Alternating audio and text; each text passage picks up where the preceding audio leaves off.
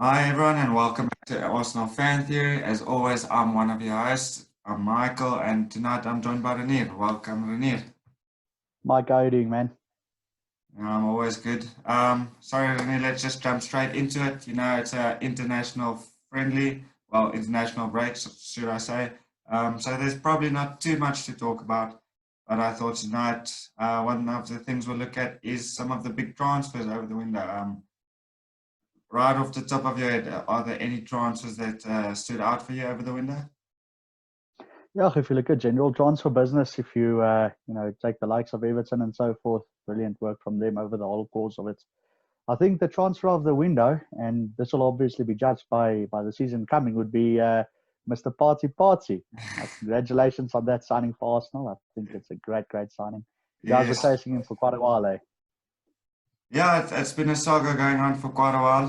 You're absolutely right. By the sounds of it, it's actually been about since 2018 that Arsenal let him know that we want to sign him. And apparently over last season as well, there's been some secret meetings, but that's only reports, I don't know if it's true or not. But like you said, we got our man, it's party time. um, Absolutely brilliant work from Arsenal, man. Arteta did his magic there. Yeah. Obviously, I think maybe we would have liked to get Awar as well, but I'm quite happy with the business we did. Defense needed strengthening, midfield needed strengthening, and that is the big work we did over the summer transfer window. Obviously getting William in, that's a bonus too, and obviously William Saliba came back, and yeah, I have to say I'm happy as well. So, Mike, if I may ask you, what do you think would be the strongest, let's say midfield at this stage for you guys? It's probably quite difficult, because you can maybe play Saka on the CIM position, but to be honest, I'll probably go with a midfield trio, move to back four. Not as early as the City game, obviously, but Zaka, Partey, and Samash. I think that would be our best midfield trio going forward. I don't know if you've got an opinion on it, Janine. Yeah, I agree. I'm not necessarily a big Zaka fan, but obviously two midfielders in the middle is just not enough for you guys. You need a bit more, a bit more in the middle to control the games a bit. And I actually think that Partey will be the one to do that. So, I'd rather play. I'd probably do the same. Eh? I do think Sabias will actually be given the opportunity to unleash his potential, because now he's got someone that's going to start feeding him to be able to feed the likes of Aubameyang and Lacazette. So I think it'll be a good thing for you guys. Yeah, no, definitely. But I also, it is a Premier League show tonight, so I'm not going to stick too much on Arsenal. One last thing I will say is that Thomas Partey got 2 assists on international duty tonight. So he's ready to play. He's all good and ready, bud. Let's probably move on to Spurs, because I think they had a really good transfer window as well. I'm not too happy about it, obviously, but probably the only thing I feel they'll be short is still a centre back. I think the rest of the team's actually quite well rounded, and there's a lot of depth in the side as well. It's just I feel you guys are going to be short with the centre back position. But obviously, there's talks of you guys signing Joe Rodon from Swansea as well. Apparently, he's very highly rated as well. Yeah, so if you take into account the guys that they did get, it's complete attack. That was on Jose Mourinho's mind, and that's what he did. Just Bale arriving at Spurs, not even playing, has lifted the whole spirit of the team, and you could actually see it when they played. Just a reminder for the United fans: a week ago, and one day you guys lost by 6-2. By 6-1, I'm sorry. In any case, not touching too much on that game. The likes of what we got is good. I think Reguilón has been playing well since he started. It was a little rusty in the beginning. Very proud of how he did though. But yes, you're 100% correct. We are short on centre backs. So Rodon would be a good, signing if we can get him, because there's no depth at this stage. I mean, Mourinho is constantly going, with Sanchez or Alderweireld with Dyer at back. And I just don't trust Dyer whatsoever. So, yeah, we need a big centre back, but we'll see what happens, man. it seems like they're going for all out attack. So if they are willing to concede the goals, then they probably got to do what they got to do. Yeah, well, under in the beginning of Emery's reign at Arsenal as well, it was just scoring more goals than the opponent. That obviously that wasn't sustainable, because your strikers and your attackers can have off days as well. But yeah, like I said, I think Spurs did actually have a really good transfer window. Reguilon's very, very highly rated. They brought in Højbjerg. I told you probably just when the transfer happened, we had an episode as well that I think he is going to be a good midfielder for you guys. And obviously, like we said, Bale, another one of the signings standing out for me for Spurs. Now you guys have a really dangerous front three, you know. Agreed 100%. But another thing that I also think is, yeah, I agree with you 100%. Just another thing that I'd also like to touch on with the transfers. I mean, we got Vinicius. You know, Vinicius is a brilliant striker. So I'm very, very glad that we signed him. You know, he scored 28 goals in last season. You know, where was that? I think it was Benfica, if I'm not missing it, eh? Yeah, was at Benfica. In any case, he had a brilliant year, you know, and he's got a very good goal scoring records over the years as well. You know, he's a prolific striker. So for once, you know we've got someone trustworthy when Harry Kane is injured. So I think that'll make a big difference in our season as well. No, I agree with you. Well, I can't actually speak too much about him because I don't really know him. I have to be honest, it's probably the first time I've heard of him when I saw you guys sign him. So that's about it. But let's move on to the team who were on the wrong side of your 6-1 game, Manchester United. Now, I think they probably from the big six, you know, and Everton and Wolves probably as well. I think they had, maybe even Leicester. They probably had the worst transfer window out of all of them. You know, Cavani, he's not a name jumping out to me. You know, he's world class, yeah, or well, but he's getting up there. You know, he's at least 32 years old now. The Prem is high intensity, high pace. It's difficult to adapt to. So he might hit the ground running, but also something that I don't think will be sustainable over a long period of time for United as a striking option. And you know, they missed out on Sancho. They also weak on the centre back position. They didn't get someone in there. We'll see how Alex Telles proves out to play out there. And even Donny van de Beek, you know, a lot of money paid for him, and he's struggling to get into the starting lineup. But that's because he basically plays the same position as Bruno Fernandes or Pogba. So yeah. No, I agree with you. I think United were absolutely ridiculous in this transfer window. You know, not to be too harsh, but they didn't do what United is supposed to do. You know, United's supposed to get the players, you know, with the type of caliber, you know, team that they are. You know, and if you also look at the type of backing they have financially, they're a very, very rich club. I can't understand why they're not putting out the money to do what needs to be done, because you could honestly see from the start of the season, even, you know, Harry Maguire is, I don't even think he belongs in the England squad, you know, to be very honest with you. You know, there's nothing for him. Eric Bailey, I don't rate him whatsoever. They're lazy. They don't pick up the pace as they're supposed to. They're not tracking back as they're supposed to. They really should have invested all their money, with all due respect, into the best centre backs possible. But that just didn't happen. Yeah, well, I can definitely see Man United struggling this season, and I think it could cost Solskjaer his job. You know, I don't think he was fully backed in the transfer window, so it's difficult to completely place all the blame on him. You know, because you know he probably wanted Sancho, and he's gonna help a lot in the attack and going forward and linking up the play and assisting and scoring goals. You know, but yeah. I actually see Pochettino coming in to replace Solskjaer very soon, and it would be quite funny to see that happen. But yeah, let's probably move on to the next club. I think Aston Villa, they're another team with a very good transfer window. last season, I did think they were going to struggle in the Premier League, but this season I think they bought a lot smarter. They addressed positions that needed to be addressed. And I think they're going to be quite the force in the Premier League this season. Yeah, what do you think, Reinier? Yeah, if you look at how they've been playing, not just the fantastic win over Liverpool, just by the way Liverpool supports us.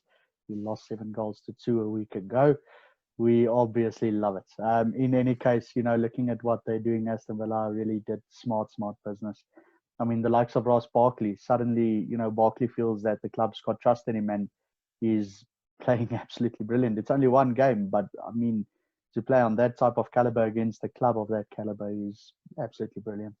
They really did some great transfers. Ollie Watkins, everyone knew what a talent he was, and Aston Villa was the only club willing to sweep him up. And it's obviously paying dividends. I think it's more. I've got this feeling that the lower clubs that invested so smartly. If you look at what Everton did, what Aston Villa did, even Fulham by getting Ruben Loftus-Cheek as well. It's not a bad buy. Now I think if he's got 100% backing behind the club, he'll be good. But nonetheless, it's as if the lower club teams are actually pushing and saying, listen, we're not scared of the big clubs anymore. And that's why it's the best league in the world. So I do think, Aston Villa probably did the best transferring, in this window. Yeah, there's definitely argument to be made for it, Reinier. Like, Emi Martinez, world-class keeper, like you said.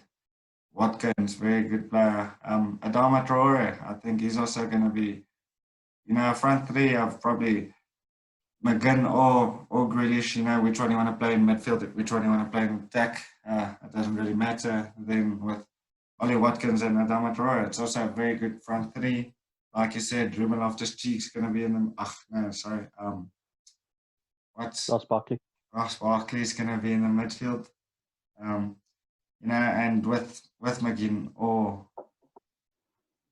Jack Grealish, it's going to be a good midfield pairing as well.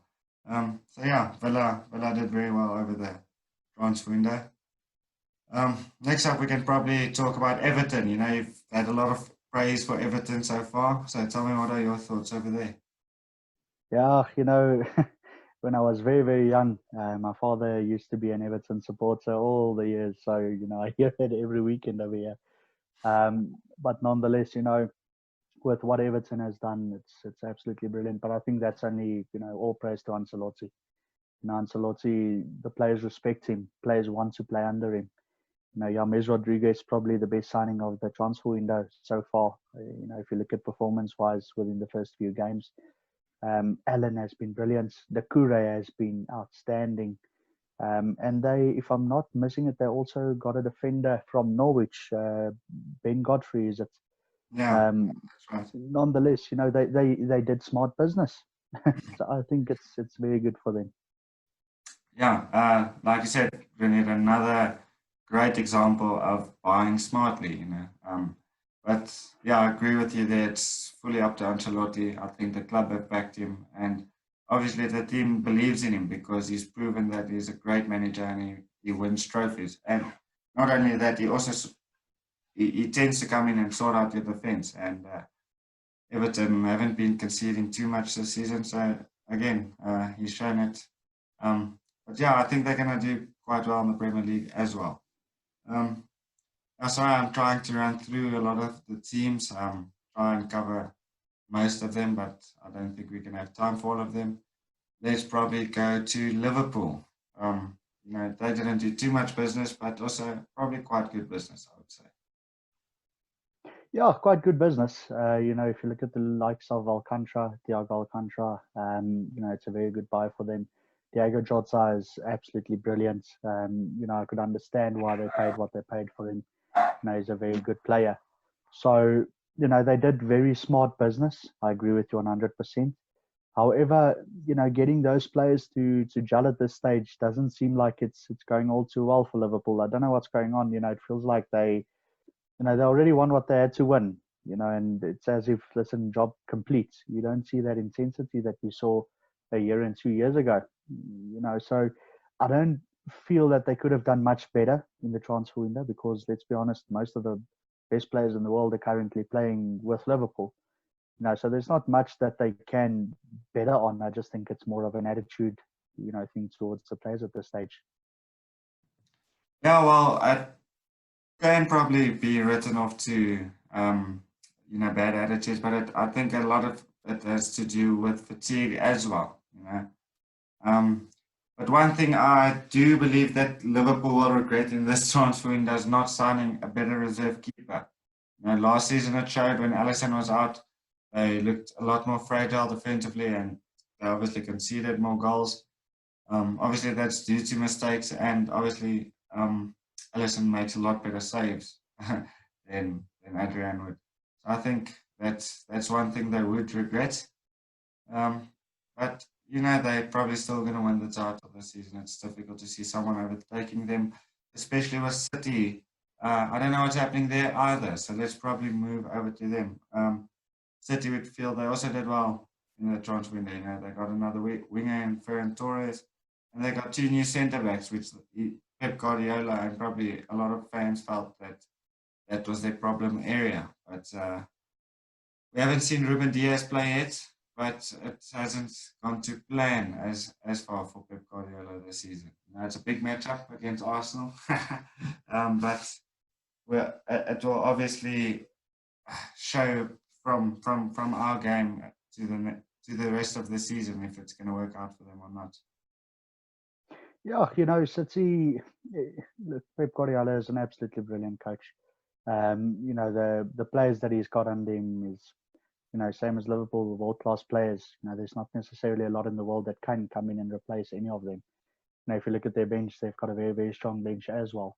So with regards to investments over the transfer window, I think they did their job good. They did what they needed to do. With the forms of Ruben Diaz, as you said, and Tyrone Mings.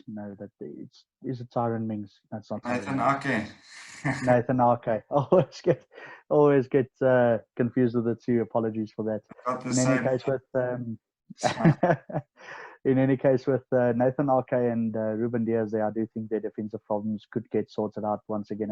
It depends on the attitude of the players and so forth. But it's almost as if they lost their, not their creativity, but the identity. They're a team that everyone's used to City, playing attack, and apart from that, they just pick teams apart. It's from the wings, it's with the pace and everything. So investment, yes, 100%, they did the right thing. But these players, they need to get their heads out of their asses. It's a very simple thing.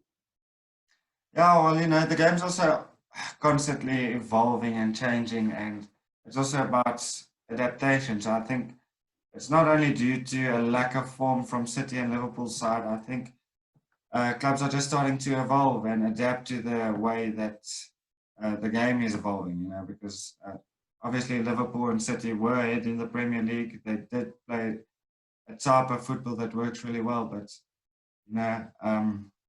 everyone found it so difficult to cope with. But you can't just go into every game with City and every game with Liverpool and just expect them to run rampant. You need to fight them, you need to battle it, and obviously you need to go to the drawing board. Look what weaknesses it opens up, and what are the things, and how you can defend against it. Yeah, I think that probably has a lot to do about it as well. Any teams you still want to touch on? No, not necessarily, Mike. Just to touch on what you said with regards to adapting, I agree with you 100% on that. I mean, if you look what Steve Bruce did with Aston Villa, when they played Liverpool, it wasn't Bruce with Newcastle. Dean Smith. Sorry, man. Apologies. What the coach did for Aston Villa, when they played Liverpool, it's very simple. Liverpool tend to play very high up the field. The centre backs are very high up, so it's not as if Aston Villa were playing brilliantly, and they did. But it wasn't a world class performance. It was pure tactics. The balls were just put behind the centre backs. The wingers of Aston Villa were just too quick, and they exploited them time after time. So and of course, yes, the goalkeeper made a lot of mistakes, but You can't blame all 7 goals on them. So yes, the game is evolving. The people are really, they are evolving with regards to what the big teams are doing, and it's going to be an interesting season. No, I fully agree. I think it's going to be a lot more competitive than it was over probably the last 2 seasons with Liverpool and City running away. I think it's going to be a lot closer. Renee, before we end the show, let's get your top 4 predictions and your relegation predictions. It's something we did quite a while ago. If you look at current form, you know, it, everyone's thinking how long is Everton's, winning streak going to keep on? But, if they keep on playing and they're lucky with injuries and so forth, I'd probably see, I hate admitting it, but, Liverpool will probably win the league again. You'll see a Man City getting second. Third place is a bit of a juggle. Chelsea's not been up to form whatsoever at this stage. They had a few good transfers and so forth, but I can't see them, breaking in the top 4 with the way they're playing this season. Unless they make sure they win the small games. But otherwise, it should be, between Spurs, Chelsea, and Everton. For the top 4 at this stage. If you look at the type of form that the teams are in at this stage, I know it's a big leap going for Everton at 4, but you tend to think that with the way Ancelotti's been coaching them. Relegation, it seems like it's going to be a very good battle. There's no teams that are going to be that are 100% down there. Apart from Fulham, I don't see Fulham doing very well this season. I do think they will probably go down again. But the other 2 positions are very, very tight. We thought Aston Villa would originally be going down, but you can't say that anymore. Not with the way they invested. So Sheffield, I think, is another team that's probably going to get the axe. And I would have said Brighton last season, but Brighton's playing good. So that third spot, I have no idea, my friend. I have absolutely no idea. What are your thoughts? I agree with you. I think it's going to be Liverpool and City to be in the top 2. I actually think City might drop down to 3rd with, things just seem weird at City at the moment. Like I said, it's almost like they lost their identity. So I suspect they might even fall down to 3rd. But the other 2 teams for the top 4, it's also very difficult to place because I think it's, like you said, going to be a battle between probably 5 or 6 teams for 3 and 4 almost.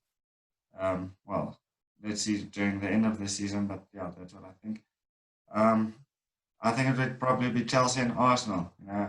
Just beating out Everton and Spurs. I think those are going to be the 4 teams playing in the Champions League and the Europa League. I don't expect things to go well for Man United the way they're playing at the moment.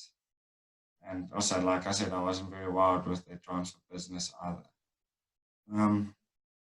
To go down, I expect it should be West Brom.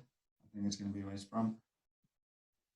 Fulham as well, I think it's going to be very difficult for them to stay up. I think they've got a very, very good manager in Scott Parker, but I don't know if they invested well enough for me. Obviously, they did buy some good players, and obviously they loaned Ruben Loftus-Cheek and Areola, goalkeeper as well. So it wasn't bad, but I don't know. I don't see them staying up. And then I have to agree again. I think Sheffield might be a dark horse, but I need to get relegated. But it feels quite weird to say because last season we saw them, fighting for Europe. Actually, they were actually looking like they were going to get Europe until the coronavirus altered the season, and they didn't continue their form post lockdown. They got a club record signing in Ryan Brewster. It's another big transfer of the window. I don't know. I haven't seen a lot of him. I know he's got a lot of talent. I know he scored some 11 goals in the championship last season, and apparently 9 of them were first touch finishes. So he obviously went to him for obviously to score some goals for them. They believe he's going to be the man. But I don't know if there's going to be the talent around him that he normally has. So yeah, let's see if he can gain some momentum and score some goals for Sheffield. But yeah, I think they're going to go down as well. Agreed. Reinier, anything you still want to talk about tonight? Yeah, not to necessarily rule Leeds into, top 6 contenders, but, just to give them a shout out as well, I think they've really been playing some brilliant football. They've actually also made some nice investments. Rafinha, those type of players, they got underdog players who we know has potential. Rodrigo and all of those type of guys, and the smaller guys, for instance, Patrick Bamford, sitting up top there with Calvert-Lewin on the finishing and so forth. So, I I wouldn't necessarily rule them into top 6, but I wouldn't rule them out as well. Maybe a 6th place, 7th place, but I would actually go as far to say they will end above United with the type of football they're playing at this stage. To be honest, I expect them to be somewhere around the 10th spot, somewhere over there, because I did expect them to play well. Now, I know Arsenal weren't in the best of places last season, and I haven't watched too much of Leeds, but when we got them in the FA Cup, we beat them 1-0 with a late goal from, I think it was Nketiah. And, Leeds played really, really good football. They were actually the better team for a lot of the game. And I heard, what I've been hearing is that's the way they always play. They always play high intensity. They always take the game to the opponent. And obviously, Bielsa, apparently he's rated as one of the best coaches in the world at the moment. So I did expect them to come and play good football. So I'm not surprised really. I think they're going to do well this season. Yeah. So is that it, Reinier? Anything else? Nah, that's all from our side, bud. Yeah, I think we still need to get used to it. We're still busy now post lockdown. Things have obviously picked up at work, and now we can play sport and all those things again. So that busy. As you can notice, I did some sport today as well. That's why I'm so tired. To be honest with you. Next time I'll a little bit droopy, my friend. Next time I'll try and have a little bit more energy. I'll have like an Energite or something, whatever. Right, but thanks for your time, Mike. Much appreciated. Yeah, thanks, Annette. It's always nice to have you. We have this chat all the time, so why not make something from it? That's obviously the thinking behind why we started the Premier League show. Not Arsenal fan. Well, yeah, Arsenal fan theory as well. Brilliant. All right. Yeah. Until next time. Thanks, Annette. Have a good evening, my friend. All the best that Saturday. Cheers.